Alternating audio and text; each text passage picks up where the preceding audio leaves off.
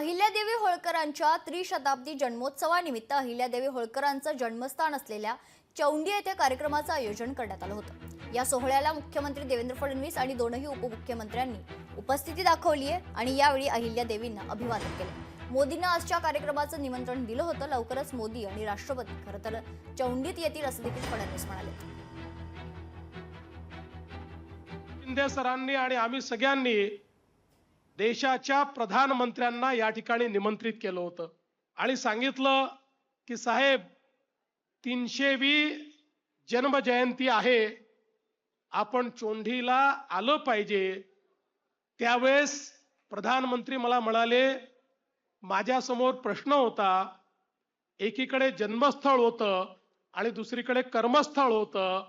देवेंद्र, यावेळी मी पुण्यश्लोक अहिल्यादेवींच्या राजधानीत कर्मस्थळावर सभा घेण्याचं ठरवलेलं आहे, पण पुढच्या वेळेस जन्मस्थळावर नक्की मी त्या ठिकाणी येईन, अशा प्रकारचा विश्वास। आणि म्हणून आज आपण बघितलं असेल, मध्य प्रदेश सरकारनेही अतिशय भव्य सोहळा हा त्या ठिकाणी पुण्यश्लोक अहिल्यादेवींच्या 300व्या जयंतीचा ठेवलेला आहे। आज समाजात सुनांवर अत्याचाराच्या घटना घडताना दिसतात।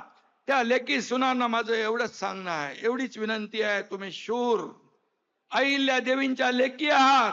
अन्यायाविरुद्ध नेटानं उभं राहायची शिकवण तुम्हाला अहिल्यादेवींनी दिलेली आहे आणि म्हणून फुटकळ लोकांसाठी आपला जीव द्यावा एवढा तुमचा जीव स्वस्त नाही। आणि म्हणून सुनांचा छळ करणारी ही निर्गुण वृत्ती समाजामध्ये ठेचून काढलीच पाहिजे। ही खऱ्या अर्थाने अहिल्यादेवींना श्रद्धांजली ठरेल। मी जेवढा प्रस्ताव देईल, हाय कोर कमिटीने सांगितलं की 681 कोटीला मान्यता दिलेली आहे।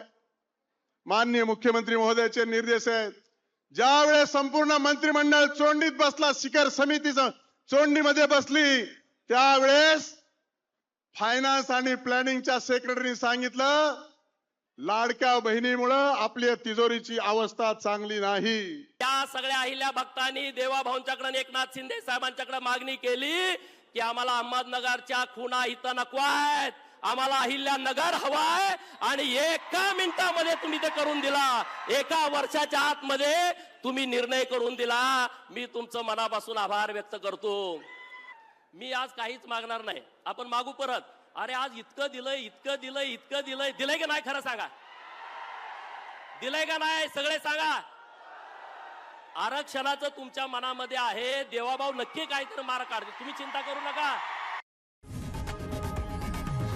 लोकशाही मराठी ऐका, पहा, जागरूक रहा।